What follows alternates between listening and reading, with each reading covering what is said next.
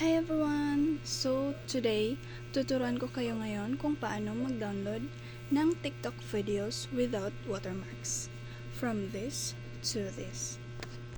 Punta ka ng TikTok and then isave mo doon kung anong gusto mong isave na video. So, like this one. So, itap mo yan and then click mo yung 3 dots or yung share, tapos makikita mo doon yung copy link and then copy link, then punta ka sa Google. So sa mga gusto dyang mag-save ng videos na pwedeng i-MyDay without watermarks, ay ito na yung mga sagot ng mga katanungan nyo. So search na nyo yung TikTok Q and then click it and then i-paste mo yung link na kinapi mo kanina sa TikTok. Then download and then makikita mo dito yung video, diba? So